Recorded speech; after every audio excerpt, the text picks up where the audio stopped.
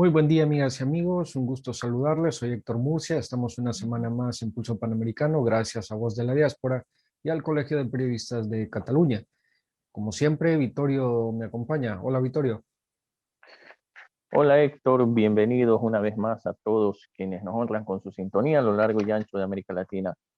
Gracias por la preferencia a su espacio Pulso Panamericano.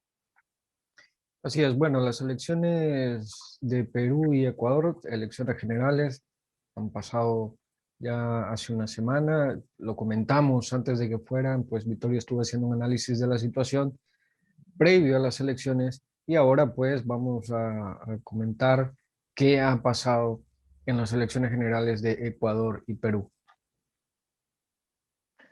Bueno, básicamente empecemos por Perú.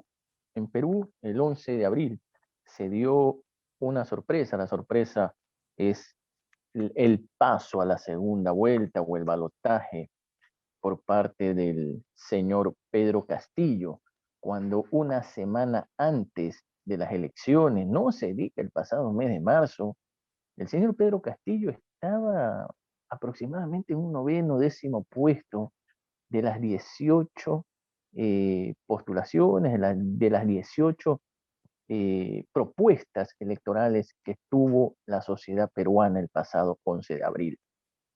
Pedro Castillo es un maestro de primaria, un maestro escolar de una zona rural, de una zona del centro sur del país andino.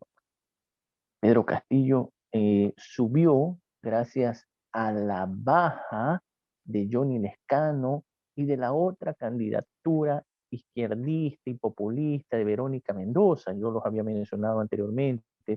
Ellos estaban en todas las encuestas con unos porcentajes, no digamos altos, pero aceptables para una desgastada eh, clase política, porque hay que resaltar que ambos candidatos, la señora Keiko Fujimori de derecha y el señor Castillo, que sería una especie de outsider eh, en izquierda, ninguno de los dos llega siquiera al 20%. El señor Castillo sorprendentemente se pone en primer puesto, producto de la pérdida de credibilidad y de votos y producto de que el nulo bajó en el silencio electoral entre viernes, sábado y domingo. Hubo gente que decidió el voto estando ya frente a la urna y sorprendentemente la gente rechazó a todos los populistas de izquierda, le dieron un voto de confianza al señor Castillo y aparece con un cercano 19%.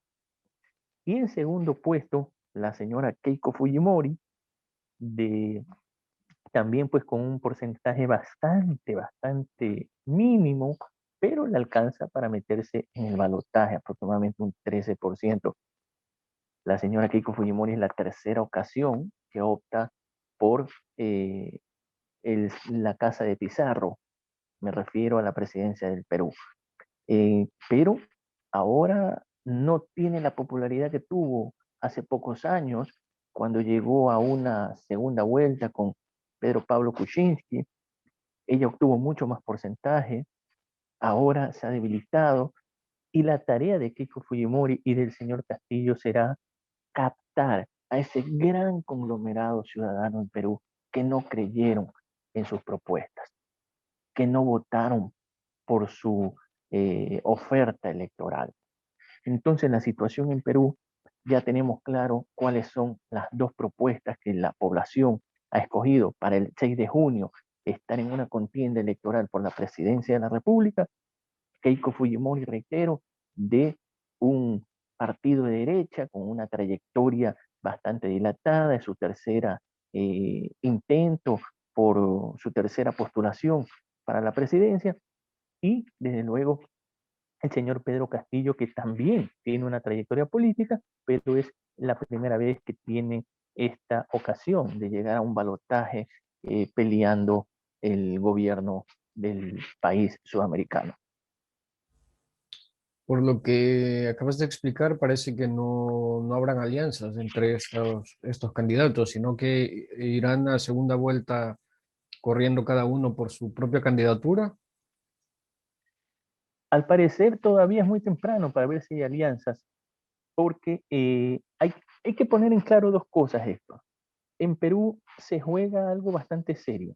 Eh, el señor Castillo pertenece a un partido que se llama Perú Libre. Perú Libre tiene un, un voto fuerte en el centro y sur del país. Y Perú Libre fue fundado por un coidiario de Pedro Castillo que se llama Vladimir Cerrón. Vladimir Cerrón fue gobernador de un estado, de una región llamada Junín, y fue condenado por actos de corrupción a 4 años de prisión. Él tiene una tendencia mucho más a la izquierda, y eso es lo peligroso, por lo menos para las personas libertarias como quien habla. eh, es un poco el dilema, o escogemos a Pedro Castillo de una tendencia muy radical. De hecho, cuando se le pregunta a su vocero principal en su partido, él responde acerca de Venezuela, Nicaragua, Bolivia, Cuba, responde que cada población es libre de escoger el sistema bajo el cual quiere gobernarse, que no se intromete en los otros países.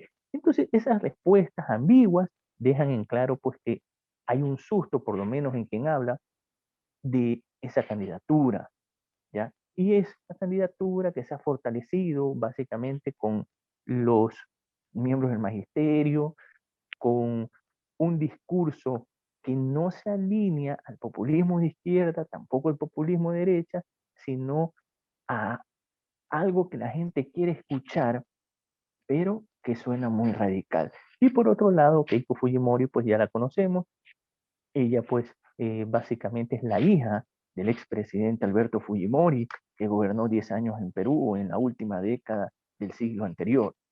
Y Keiko Fujimori eh, genera un apasionado debate entre una población que está a favor de ella, pero por la misma razón tiene un buen número de ciudadanos peruanos que simplemente no concuerdan, por no decir odian, a la candidatura y a la candidata per se. Me refiero a Keiko Fujimori, la hija del exmandatario Alberto Fujimori. O sea, no la apoyan por el simple hecho de ser la hija de Alberto Fujimori. Por supuesto, Alberto Fujimori en la década de los 90 tuvo varios eh, exabruptos. Uno de esos fue disolver el Congreso, se lo catalogó como un dictador, hubo actos de corrupción. Él terminó su gobierno a finales del siglo pasado, principios del siglo XXI, renunciando desde Japón. ¿Ya? Y todos conocemos la historia, cómo pasó por Europa, cómo se lo capturó en Chile, actualmente guarda una prisión. Y bueno, la gente que está, que recuerda esos actos, que recuerda la persecución de Alberto Fujimori, seguramente estaría en un dilema: o votamos por Castillo con un riesgo de convertirme quizás en Venezuela, quizás en Bolivia. De hecho, el ex gobernante Evo Morales ha sido uno de los primeros en felicitar el paso a la segunda vuelta y desde luego en un primer lugar al señor Pedro Castillo. Es uno de los líderes latinoamericanos que más ha pronunciado en estos últimos días acerca del resultado de las elecciones en Perú. Entonces, yo por lo menos sí estoy muy preocupado porque hay dos posturas que, como dije hace una semana, no llegan, no calan al interés popular. El interés popular, ¿qué es lo que pide? Básicamente, primero, tener un mecanismo de emergencia para afrontar la situación que azota a nivel internacional, me refiero a la pandemia, o con un proceso de vacunación serio, sin corrupción, profesional, alineado a, a las indicaciones de los profesionales en salud. Y segundo, trabajo y un libre mercado, que significa básicamente empleo. Ya, eso es lo que la gente quiere: salud, empleo, seguridad y erradicar la corrupción de una vez por todas. Y hemos sido testigos en el último quinquenio cómo empezamos con Pedro Pablo Kuczynski y terminamos con Vizcarra, con Merino y ahora con el actual mandatario. 4 presidentes en un promedio de 5 años. Entonces, eso es lo que la gente detesta y eso es lo que la gente Eh, por eso es un voto protesta la situación de Castillo, a mi modo de ver, porque no, contra todo pronóstico, no estaba el señor Castillo en ninguna encuesta. Y sin embargo, el pueblo ha rechazado las mismas tendencias de siempre. Una de esas, por un margen muy mínimo, llegó Keiko Fujimori, pero como dije la semana anterior, era tan impredecible decirlo, pero sin embargo, ahí están las opciones muy polarizadas, algo parecido a lo que pasó en Ecuador en un balotaje con una extrema izquierda y con un conservadurismo, un centro derecha, que en este caso se le puede atribuir a Keiko Fujimori, pero es muy diferente. El caso de Ecuador, Guillermo Lazo no tiene una vinculación con gobiernos y Keiko Fujimori fue electa diputada y recordemos que ella fue una de las protagonistas. De hecho, viene de cumplir una condena. Entonces, eso lo pone a analizar al electorado peruano. Keiko Fujimori viene de cumplir una condena y además de eso, ella fue una de las protagonistas, de las líderes del Congreso que destituyó a Pedro Pablo Kuczynski. No digo que sea sin justificación, pero ya sabemos nosotros lo que pasó el año anterior y cómo se deterioró la clase política en Perú y cómo ese acto de primero ser leal al presidente y ellos mismos lo sacaron y pusieron a otro que también era corrupto y armaron un tongo. Vamos a ver qué sucede el próximo 6 de junio en Perú. La situación, en mi juicio particular, es bastante seria. Bien, pues el 6 de junio estaremos esperando esos resultados, ¿no? De esta segunda vuelta. Como dices, la situación está un poco complicada o reñida, mejor dicho, así que vamos a esperar a ver qué pasa. Y en Ecuador, ¿cómo está el panorama? Bueno, el panorama es el siguiente. Guillermo Lazo es el presidente electo, Guillermo Lazo Mendoza, un ciudadano ecuatoriano que básicamente pues, es conocido por haber ejercido el cargo de banquero. Fue el dueño del Banco de Guayaquil, uno de los bancos más conocidos en el Ecuador, ¿ya? Y tiene una trayectoria también política. Fue ministro del señor Mahuat, ¿ya? Hace algunos años, en el gobierno de Mahuat, él fue ministro, y el otro caballero, Andrés Arauz, fue también parte del gobierno del expresidente Correa, parte del directorio del banco, de algún ministerio también, y bueno, es el delfín de Correa. Ellos pensaban pues que iban a obtener una victoria, de hecho en la primera vuelta con una tercera parte de los votos válidos, aproximadamente un 33%, obtuvieron el primer puesto. Pero como casi siempre ocurre en Ecuador, casi siempre, el que gane en la primera vuelta normalmente no llega a la presidencia de la República.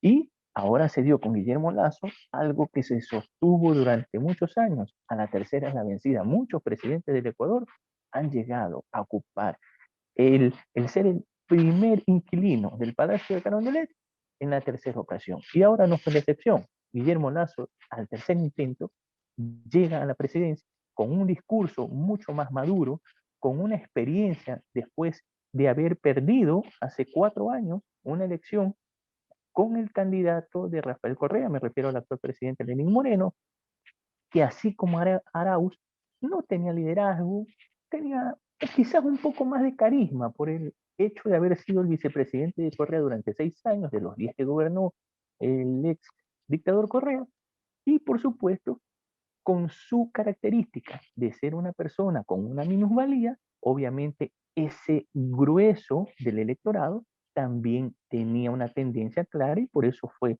elegido muy aparte de una sospecha, que ahora ya no viene el caso, pero todos recordamos lo que sucedió hace 4 años, que se fue la luz y cuando todos daban por una victoria del señor Lazo, ocurrió lo opuesto, algo muy parecido a lo que sucedió en Venezuela también, que se iba a la luz justo cuando contaban los votos, el sistema informático se dio de baja y bueno, todas esas manipulaciones que no pudieron ser comprobadas al 100%, pero ese es el resultado.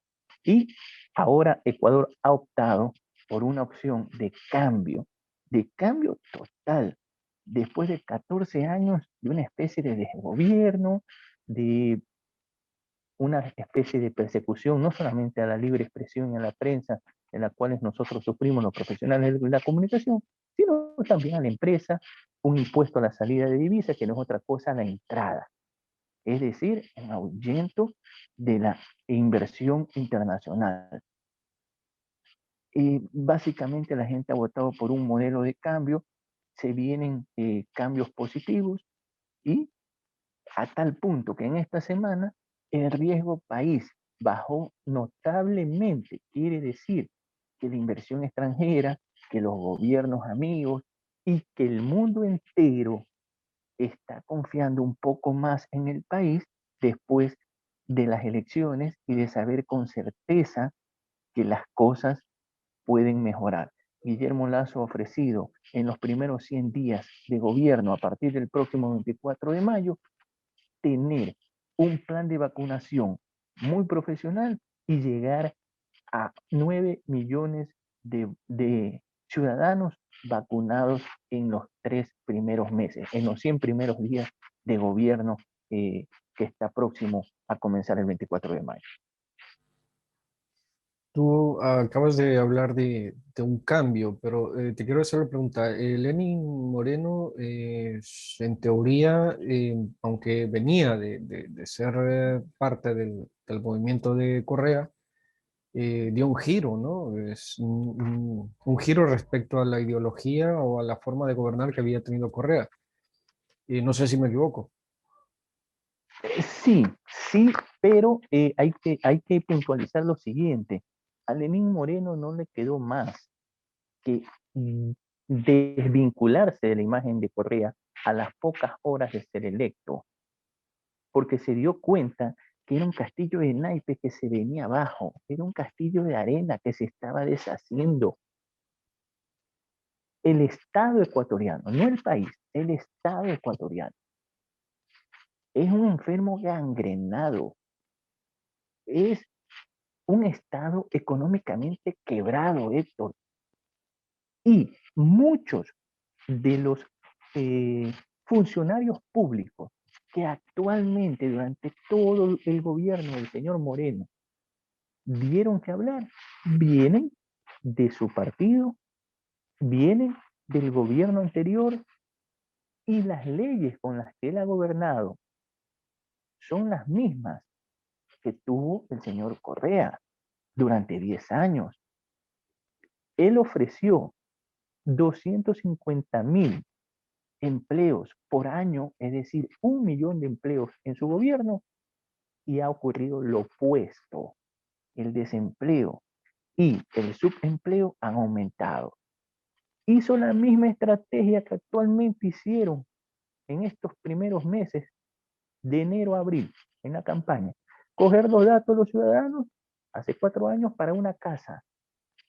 No hicieron nada o unas poquitas y ahora ofrecía demagógicamente y populistamente el señor entregar $1.000 a 1.000 familias, cuando sabemos todos que es materialmente imposible. Entonces ya la gente no les creyó y el resultado está a la vista. Entonces yo me alegro por Ecuador para que así como Colombia, así como en Chile, así como en Brasil, como nombré a los presidentes hace una semana, y con defectos haya mayor credibilidad y no caigamos en lo que pasa en Nicaragua, en lo que pasa en Cuba, en lo que pasa en Venezuela. No sé si me explico. La gente a veces me dice, bueno, pero tú eres de derecha, tú eres... No, yo no soy de derecha, yo estoy a favor de la libertad, yo estoy a favor del crecimiento, yo estoy a favor de la libertad privada, de la libertad de prensa y del derecho a que tú y yo trabajemos libremente en lo que queramos, a que los jóvenes que son egresados de los colegios en mi país natal tengan la opción de ir a la universidad y no escojan la carrera que el gobierno les impone, sino la que vocacionalmente el ciudadano opta. Entonces ese tipo de situaciones deben de cambiar y afortunadamente van a cambiar. Y los que creímos y los que votamos por el señor Lazo, ahora vamos a exigirle con respeto, haciendo un derecho cívico y ciudadano que cumpla lo que ofreció en campaña. Yo siempre le digo a mis conocidos y a mis amigos, ustedes tienen el deber y el derecho, la obligación cívica de optar por cualquier candidato. Pero si gana tu candidato, debe ser el primer fiscalizador, el primer opositor en el buen sentido, como ciudadano, a que esa persona y ese colectivo cumpla lo que ofreció en campaña. Así deberíamos ser. E invito a los ecuatorianos que nos están viendo a lo largo y ancho del mundo, y en especial a los que viven en Ecuador, ejerzan esa fuerza ciudadana para que ayuden al señor Lazo y ojalá le vaya bien, porque si le va bien a él, le va bien al país. Como dijimos hace varias semanas, felicitaciones al señor Bukele en El Salvador, porque ahora ya tiene una mejor herramienta para trabajar. Y si a él le va bien, a mis amigos en El Salvador le va bien. Y Dios bendiga a esos gobernantes. Y ojalá salgamos de esta polarización de izquierda y de derecha. Tenemos que ser un poco más nacionalistas en el buen sentido, sí, pero también pensar que en un mundo globalizado ya no pensemos en nacionalismos egoístas. Tenemos que pensar que primero no es lo nuestro, primero es lo mejor. ¿Y qué es lo mejor? Ponerse en el mercado internacional. Eso es lo mejor. Crear trabajo. Eso es lo mejor. Tener confianza en el mundo. No encerrarme en una burbuja como ocurre en ciertos países de nuestra región. Y la gente sabe a qué me refiero. Sin duda, hay una cuestión aquí muy importante que has mencionado y es que si un gobierno fracasa, no fracasa el gobierno, fracasa todo el país, Por fracasamos supuesto, todos, así fracasamos es. todos. Esta idea de que cuando la oposición trata de poner peros, zancadillas o lo que sea a un gobierno vigente, es una visión errónea porque si fracasa, fracasamos todos. Y lo que bien decías, hay que quitarnos estos fanatismos, ¿no? Que si yo soy de derecha, que si yo soy de izquierda y punto, y nadie me mueve de aquí. Hay que ser pragmáticos. Hay que tener una visión de país, una visión que nos ayudará a que nuestros países pues vayan hacia adelante, independientemente de quién gobierne. Es verdad, hay que fiscalizar, hay que tener cuidado de nuestros gobernantes, que cumplan lo que prometen. Eso es muy importante lo que has mencionado, que cumplan lo que prometen, no dejar que roben, porque la corrupción es uno de los problemas más grandes que tenemos en Latinoamérica, que sea quien sea que llegue a gobernar, pues llega a robar y esto debe de desaparecer. Tenemos que, como ciudadanos, tenemos que fiscalizar de una buena manera, no desde una visión fanatizada, que porque el que gobierna no es de mi color político, le voy a criticar todo, o porque el que gobierna es de mi color político, le voy a permitir todo. No, hay que ser objetivos y hay que ser pragmáticos. Así que bueno, vamos a esperar que ojalá que en Ecuador pues las cosas vayan bien, como acabo de decir, para el bien de la población misma, no para el bien de un gobernante, sino que para el bien del país entero. Y pues de Perú vamos a esperar la segunda vuelta a ver qué pasa y pues vamos a estar pendientes como siempre. Eso se logra y gracias por esa explicación tan diáfana, Héctor. Felicitaciones, estoy seguro que a nuestros amigos les ha sido de mucha utilidad tus expresiones. Y eso se logra con políticas de Estado. Las políticas de Estado no tienen color ideológico ni color partidista. Las políticas de Estado tienen un objetivo y una visión de libertad en favor de la sociedad, en favor de la ciudadanía. Y la ciudadanía somos todos, somos el obrero, somos la persona pobre, la persona millonaria, el religioso, el ateo, el militar y el civil. Todos somos la sociedad, todos somos seres humanos. Y por eso hay que exigirles que gobiernen en favor de todos y que cumplan paulatinamente con personas idóneas. El señor Lazo he escuchado y lo acojo positivamente, que va sin una lista para perseguir políticamente, ha invitado al diálogo, ha invitado a la paz. Perfecto, yo me alegro de eso, pero también le recuerdo al señor Lazo que él lo ha manifestado y también al sistema judicial independiente, que una cosa es abogar por la paz, una cosa es no a la persecución política y otra cosa es dejar todo en la impunidad. Al que ha caído en actos de corrupción, no es persecución. Hay que ejercer la justicia y tiene que haber una sanción jurídica. Y eso se llama en cualquier parte del mundo cárcel. Y no solamente cárcel, tiene que devolver lo robado. Y voy a hacer eco de una frase del presidente salvadoreño. Cuando el dinero es poco, alcanza, porque nadie, puede ser poco mucho, pero si nadie roba, alcanza. Así mismo debe ser en todos los países y no a la impunidad.